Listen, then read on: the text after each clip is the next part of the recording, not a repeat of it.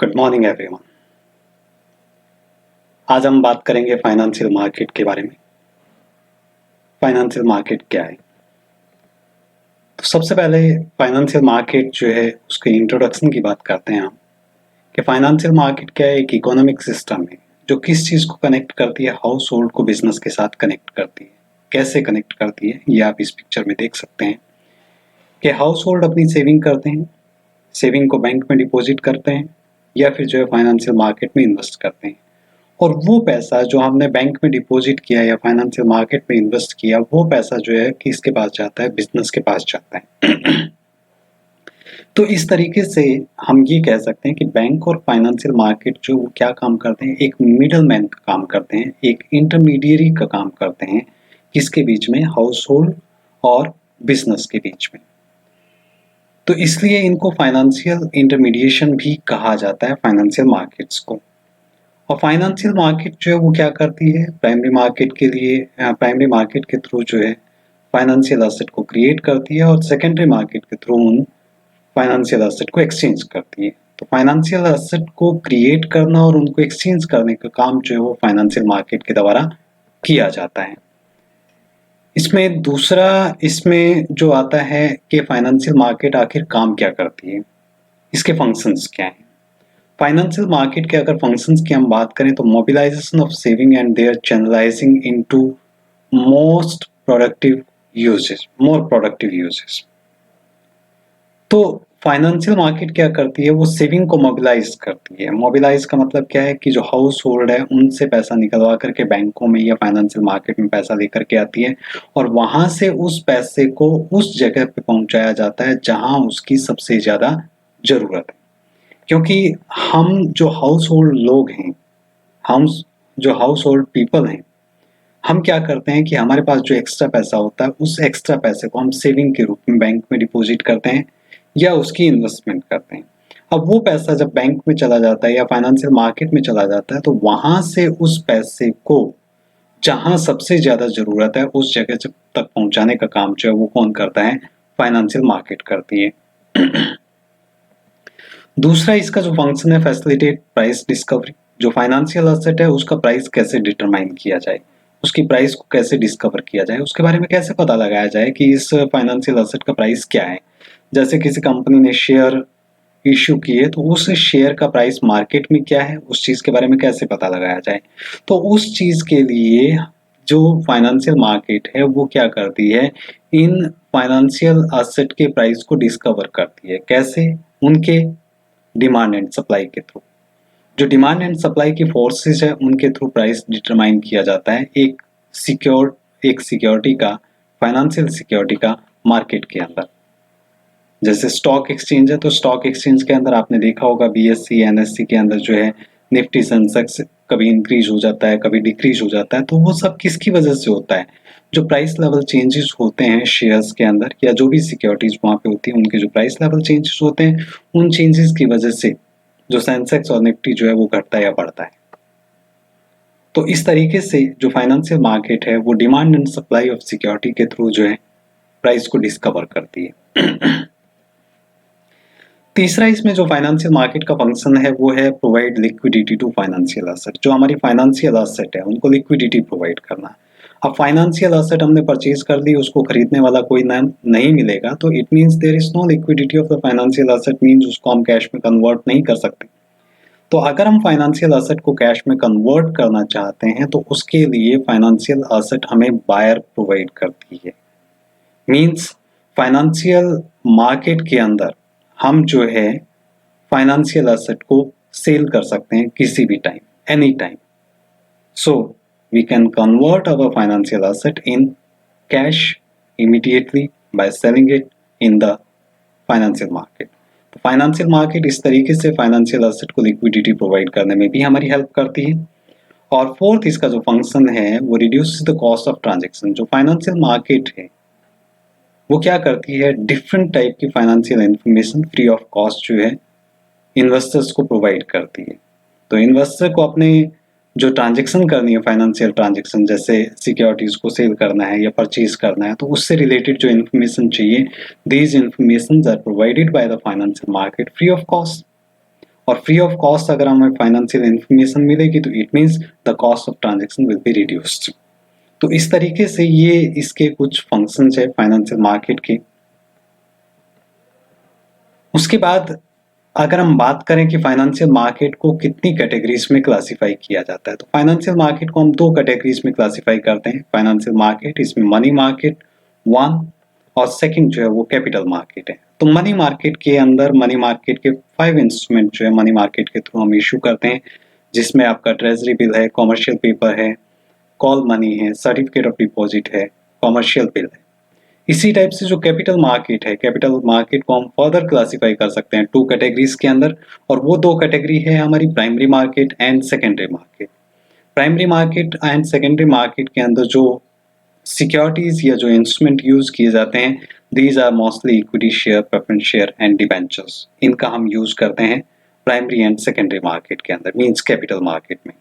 तो capital market में हम equity share, preference share and debenture का यूज करते हैं, और मनी मार्केट के अंदर जो है treasury bill, commercial papers, call money, certificate of deposit, commercial bill, in 5 instrument का यूज करते हैं।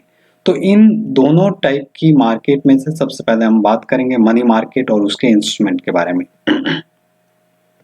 अब मनी मार्केट है क्या?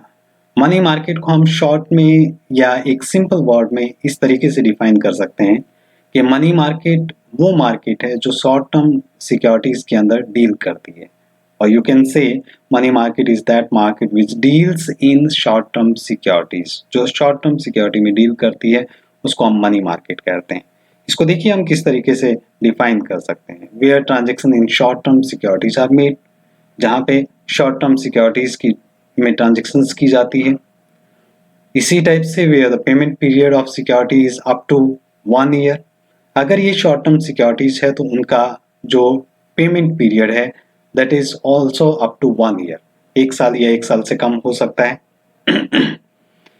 And where their maturity period is very short, अब जहाँ की इनका टाइम पीरियड जो है बहुत कम होता है या मैच्योरिटी पीरियड जो है वो बहुत कम होता है, तो इसलिए इनको नियर मनी भी कहा जाता है। Means after a very short time period और the short time period we can get the money, we can get the cash. तो मनी मार्केट वो मार्केट है जिसमें हम शॉर्ट टर्म सिक्योरिटीज में डील करते हैं, और जिन शॉर्ट टर्म सिक्योरिटीज का मैच्योरिटी पीरियड जो है 1 ईयर तक होता है, और इसलिए इनको हम नियर मार्केट भी कहते हैं। तो मनी मार्केट की फीचर की अगर हम बात करें तो इसमें फर्स्ट फीचर है मोर लिक्विडिटी। जो मनी मार्केट है उसमें लिक्विडिटी ज़्यादा होती है। लिक्विडिटी ज़्यादा का मतलब क्या है कि मनी मार्केट के जो इंस्ट्रूमेंट है उसको किसी भी टाइम क्विकली कैश में कन्वर्ट किया जा सकता है, because their demand is high in the market in comparison to the capital market securities. दूसरा इसमें है लो ट्रांजेक्शन कॉस्ट। इनकी ट्रांजेक्शन कॉस्ट जो है वो कम आती है बिकॉज इसमें कोई ब्रोकर नहीं होता है, ब्रोकर की जरूरत नहीं है। और जब ब्रोकर नहीं है तो इट मीन्स ब्रोकर को हमें कमीशन वगैरह पे करने की जरूरत नहीं है, और कमीशन वगैरह अगर हम पे नहीं करते हैं तो it means there is a more liquidity, sorry it means there is a low transaction cost. Third इसमें है शॉर्ट टर्म फाइनेंशियल एसेट। जो मनी मार्केट के इंस्ट्रूमेंट है वो शॉर्ट टर्म फाइनेंशियल इंस्ट्रूमेंट या शॉर्ट टर्म फाइनेंशियल एसेट है। Means इनका जो मैक्सिमम टाइम पीरियड होता है वो 1 ईयर होता है, 1 ईयर से ज्यादा नहीं होता। तो 1 दिन से लेकर के 1 साल तक के लिए इन फाइनेंशियल एसेट को मनी मार्केट के अंदर इशू किया जा सकता है। कॉम्बिनेशन ऑफ मैनी सब मार्केट्स। जो मनी मार्केट है वो कॉम्बिनेशन है बहुत सारी सब मार्केट्स का, जैसे ट्रेजरी बिल मार्केट है, कॉमर्शियल पेपर मार्केट है, कॉमर्शियल बिल मार्केट है, या कॉल मनी मार्केट है। इन सभी मार्केट्स का एक कॉम्बिनेशन है money market. And last one is speedy transaction. इनमें ट्रांजेक्शन जो है वो क्विकली हो जाती है। ट्रांजेक्शन्स के अंदर टाइम कम लगता है क्योंकि इसमें हमें किसी ब्रोकर की जरूरत नहीं है, किसी ब्रोकर को हमें ऑर्डर प्लेस करने की जरूरत नहीं है। हम डायरेक्ट जो जिससे परचेज करना है या जिसको सिक्योरिटीज को सेल करना है उसके साथ डील करते हैं। अब मनी मार्केट के इंस्ट्रूमेंट की अगर हम बात करें तो there are 5 money market instrument in these: treasury bill, commercial paper, certificate of deposit, call money or the call loans, and last one is the commercial bill. इनमें सबसे पहले हम बात करेंगे ट्रेजरी बिल के बारे में कि ट्रेजरी बिल होता क्या है। अब ट्रेजरी बिल की अगर हम बात करें तो ट्रेजरी बिल जो है वो सेंट्रल गवर्नमेंट के द्वारा इश्यू किया जाता है। Treasury bill is that short-term instrument which the central government issues to the financial institution or the general public in order to meet its short-term financial need. अब जो सरकार है, केंद्र सरकार, उसकी अपनी कुछ शॉर्ट टर्म की फाइनेंशियल नीड होती है, अपनी कुछ वित्तीय आवश्यकताएं होती है। इन आवश्यकताओं को पूरा करने के लिए सेंट्रल गवर्नमेंट जो है ट्रेजरी बिल इशू करती है फाइनेंशियल इंस्टीट्यूशन या जनरल पब्लिक को। लेकिन ये जो ट्रेजरी बिल है वो सेंट्रल गवर्नमेंट के द्वारा डायरेक्ट फाइनेंशियल इंस्टीट्यूशन या जनरल पब्लिक को इशू नहीं किया जाता है। अब कैसे इशू करती है? इसके लिए सेंट्रल गवर्नमेंट आरबीआई को अपॉइंट करती है और आरबीआई जो है ट्रेजरी बिल को इशू करता है किसको? फाइनेंशियल इंस्टीट्यूशन या जनरल पब्लिक को, और उसके बदले में पैसे को कलेक्ट करता है और पैसा कलेक्ट होने के बाद वो गवर्नमेंट को हैंड ओवर कर देता है ताकि गवर्नमेंट जो है अपनी शॉर्ट टर्म फाइनेंशियल नीड को पूरा कर सके। अब ट्रेजरी बिल के अंदर हम सबसे पहले उसके मैच्योरिटी पीरियड की बात कर दें कि उसका मैच्योरिटी पीरियड जो है 14 days, 91 days, 182 days and 364 days का होता है। आप इस ट्रेजरी बिल के मैच्योरिटी पीरियड के अकॉर्डिंग ट्रेजरी बिल को देख सकते हैं। आप कहाँ जा करके? आरबीआई की वेबसाइट पे जा करके। आरबीआई की वेबसाइट पे जाएंगे तो लेफ्ट हैंड साइड में जो है आपको treasury bill 14 days, 91 days, 182 days, 364 days के लिए ट्रेजरी बिल मिलेगा। तो वहाँ से आप उसका रेट ऑफ इंटरेस्ट वगैरह या ट्रेजरी बिल का टाइम पीरियड क्या है वो सब चीज़ें आप जो है क्लैरिफाई कर सकते हैं या उसके बारे में इंफॉर्मेशन प्राप्त कर सकते हैं। इसी टाइप से इनके जो जनरली जो ट्रेजरी बिल परचेज किए जाते हैं वो किसके द्वारा परचेज किए जाते हैं? कॉमर्शियल बैंक्स के द्वारा। नॉन बैंकिंग फाइनेंशियल कंपनीज है जैसे एलआईसी है, यूटीआई है, जीआईसी है, एनबीएफसीएस है, इनके द्वारा मोस्टली परचेज किए जाते हैं। लेकिन ऐसा नहीं है कि केवल यही परचेज करेंगे, इनको जनरल पब्लिक भी परचेज कर सकती है अगर वो चाहते हैं तो।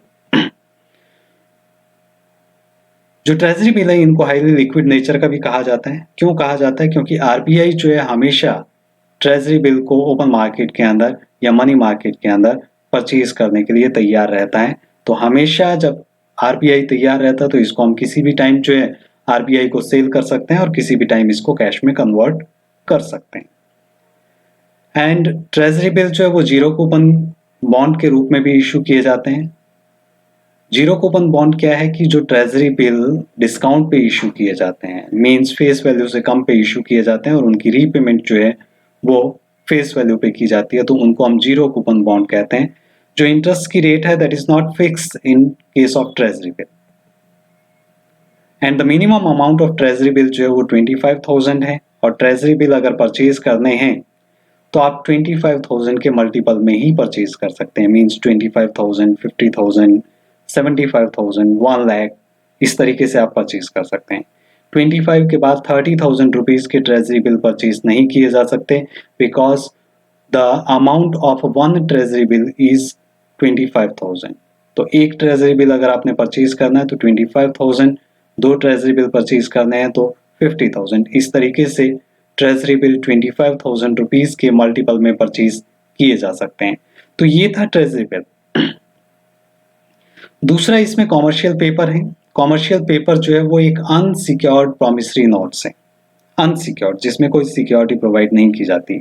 और ये किसके द्वारा इशू किया जाता है? वेल रेपुटेड कंपनीज के द्वारा अपनी short term seasonal working capital की जो डिमांड है उसको पूरा करने के लिए। इसको कंपनी जो है अपनी फ्लोटेशन कॉस्ट को पूरा करने के लिए भी इशू करती है। जैसे इक्विटी शेयर इशू किए, उसके निर्गमन की जो कॉस्ट आई है उस कॉस्ट को पूरा करने के लिए भी सर्टिफिकेट ऑफ कॉमर्शियल पेपर को इशू किया जा सकता है। तो फ्लोटेशन कॉस्ट को पूरा करने के लिए भी कॉमर्शियल पेपर को इशू किया जा सकता है। Their buyers are banks. जो कॉमर्शियल पेपर है उनके बायर जो है वो बैंक्स हैं, इंश्योरेंस कंपनीज हैं, यूनिट ट्रस्ट एंड फर्म्स, ये इनको परचेज करते हैं। और ये 15 डेज से 12 मंथ्स के टाइम पीरियड के लिए इनको इशू किया जा सकता है और इनकी जो मिनिमम फेस वैल्यू है कमर्शियल पेपर की दैट इज ₹5 लाख। तीसरा इसमें कॉल मनी और the call loans. Call money जो है वो एक लोन डॉक्यूमेंट है, the payment for which can be made at a short notice either by the borrower और द लैंडर, जिनकी पेमेंट जो है शॉर्ट नोटिस पे बोरोवर या लैंडर के द्वारा की जा सकती है।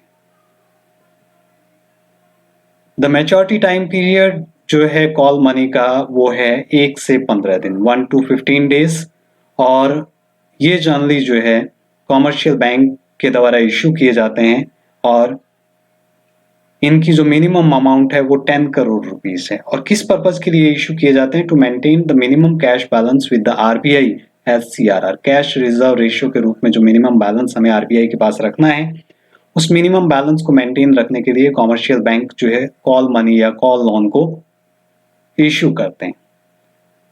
इनकी जो लोवेस्ट अमाउंट है इस इंस्ट्रूमेंट की वो 10 करोड़ है, और मोस्टली जो ट्रांजैक्शन होती है वो 100 करोड़ में होती है। इसमें जो ट्रांजैक्शन होती है वो टेलीफोनिकली कन्वे की जाती है, और बाकी का जो पेपर वर्क है वो बाद में कंप्लीट किया जाता है। एक शॉर्ट नोटिस के बाद जो है जिस बैंक ने कॉल मनी के रूप में पैसा उधार दिया है वो शॉर्ट नोटिस दे करके अपना पैसा वापस भी मांग सकता है। फोर्थ इसमें है सर्टिफिकेट ऑफ डिपॉजिट। अब सर्टिफिकेट ऑफ डिपॉजिट की अगर हम बात करें तो ये कॉमर्शियल बैंक, जितने भी शेड्यूल्ड कॉमर्शियल बैंक है या इंडियन फाइनेंशियल इंस्टीट्यूशन है, उनके द्वारा इशू किया जाता है। आरआरबी और एलएबी को छोड़ करके, आरआरबी क्या है? रीजनल रूरल बैंक्स, और एलएबी क्या है? Land agricultural bank.